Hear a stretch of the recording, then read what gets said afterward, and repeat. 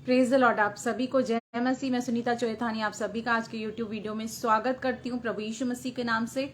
और अगर चैनल को आपने लाइक नहीं किया तो लाइक करें, सब्सक्राइब करें और बेल आइकन के बटन को क्लिक करें ताकि हर सुबह 9 बजे आपको मेरा नोटिफिकेशन पहुंच जाए।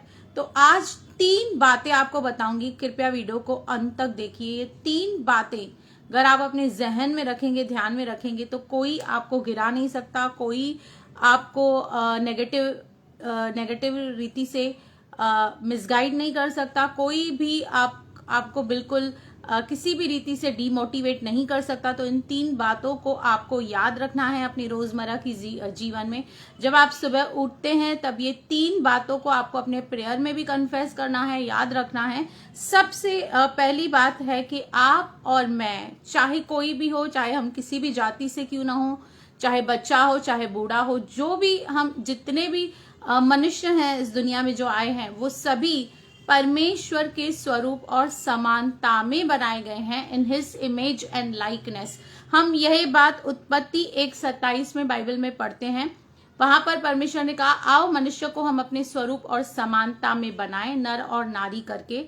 पर इस दुनिया में रहते हुए कई बार क्या होता है, जैसे कि आजकल कई ऐसे सोशल प्लेटफॉर्म्स हैं जहां पर लोगों को ट्रोल किया जाता है, किसको कलर के लिए, किसको हाइट के लिए, किसको बॉडी शेमिंग किया जाता है, किसी को कंपेयर किया जाता है। तो ऐसी दुनिया में रहते हुए अक्सर हम अपने आप को हीन भावना से देखते हैं, इंफीरियोरिटी से देखते हैं कि ओके, शायद मैं इतनी सुंदर नहीं हूँ, शायद मैं इसकी तरह नहीं हूँ, शायद मैं इतनी टैलेंटेड नहीं हूँ, शायद मैं इतनी एजुकेटेड नहीं हूँ, शायद मेरा बिजनेस इतना अच्छा नहीं है, मैं इतना हैंडसम नहीं हूँ। हम इन बातों जब अपनी तुलना किसी और से करते हैं, या कोई और हमें जब लेट डाउन करता है, ट्रोल करता है या नेगेटिव कमेंट देता है हमारे शरीर को देखकर, या मोटापे की वजह से, या कोई बहुत पतला है तो उसे कहेंगे अरे आप तो बहुत पतले हैं, तो वहां पर हम भूल जाते हैं कि हम परमेश्वर के स्वरूप और समानता में बनाए गए हैं और परमेश्वर कभी मिस्टेक कर नहीं सकता।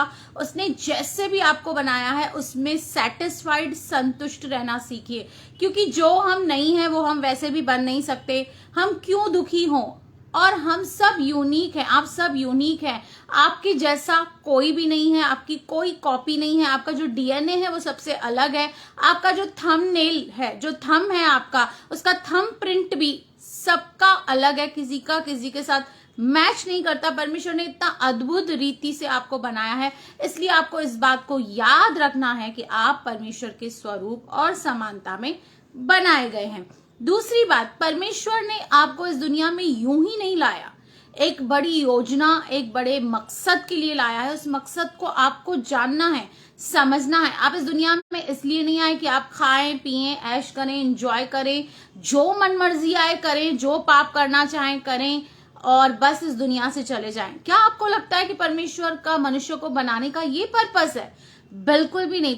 परमेश्वर जो भी करता है वो अपने एक प्लानिंग और योजना के तहत करता है, क्योंकि उसने यिर्मयाह नबी को कहा कि मैंने तुझे गर्भ में से चुन लिया है कि इस जातियों के लिए मैं तुझे भविष्यद्वक्ता ठहराऊं। जब आप अपने माता के गर्भ में, अपने मम्मी के पेट में आए भी नहीं थे, जब पैदा भी नहीं हुए थे, तब से परमेश्वर ने आपके लिए बहुत सारी योजनाएं, कल्पनाएं, बहुत सारी प्लानिंग्स आपके लिए की हैं। क्योंकि यिर्मयाह 29:11 भी कहता है कि जो कल्पनाएं मैं तुम्हारे विषय में करता हूं उसे मैं जानता हूं।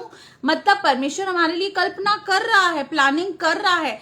आप एक मकसद के जरिए, आप यूं ही बाय एक्सीडेंटल इस दुनिया में नहीं आए हैं, लेकिन बहुत बड़ा पर्पस है परमेश्वर का आपको इस दुनिया में लाने के लिए। और इफिसियों 1:4 कहता है कि परमेश्वर ने आपको उत्पत्ति से पहले चुन लिया है, आपको सिलेक्ट किया है, आपको एक्सेप्ट किया है, जैसे भी आप हैं आपको एक्सेप्ट किया है कि आप अपने उस टारगेट को, उस मकसद को पूरा करें। और सबसे बड़ा मकसद परमेश्वर का जो आपके और मेरे लिए है as a believer, as a विश्वासी, वो ये है कि आपको वो प्रभु यीशु मसीह के स्वरूप और समानता में देखना चाहता है। परमेश्वर आपको अपनी इमेज में, अपने स्वभाव में, अपनी बातों में, अपने गुणों में आपको देखना चाहता है। तो आपको ये जानना है कि आप इस दुनिया में पर्पस लेस नहीं है, पर्पसफुली प्लानिंग के जरिए और बहुत बड़ी प्लानिंग के जरिए आप इस दुनिया में आए हैं। आप एक एक्सीडेंट नहीं है और ना ही आप किसी साइंस के जरिए आए हैं। आप स्वयं परमेश्वर के द्वारा निर्माण किए गए हैं। आप स्वयं परमेश्वर के बच्चे हैं। परमेश्वर का डीएनए आपके और मेरे अंदर है।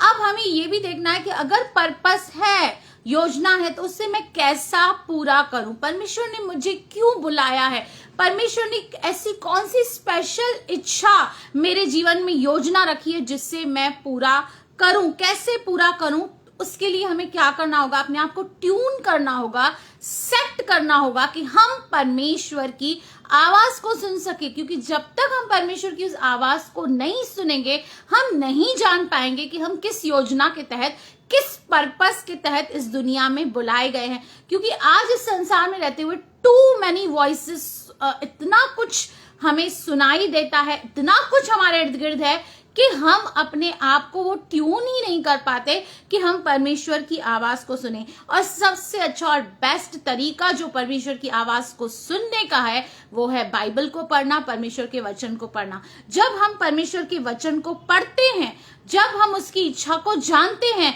तो हमें पता चलता है कि हम इस दुनिया में क्यों आए हैं। क्योंकि बाइबल का फुल फॉर्म ही यही है कि बेसिक इंफॉर्मेशन बिफोर लिविंग अर्थ। एक व्यक्ति, एक इंसान को इस दुनिया को छोड़ने से पहले क्या क्या उसको जानना है, समझना है, अपनी उत्पत्ति के बारे में, अपने पतन के बारे में, हम कैसे आए हैं, हम कैसे इस दुनिया में इससे जाएंगे, क्या होगा आगे, फ्यूचर में क्या होगा, ये सब जानने के लिए हमें क्या करना होगा, हमें परमेश्वर का वचन सुनना होगा। इस प्रकार के आपको वीडियोस देखने होंगे जो बाइबल बेस्ड हैं, बाइबल के आधार पे हैं।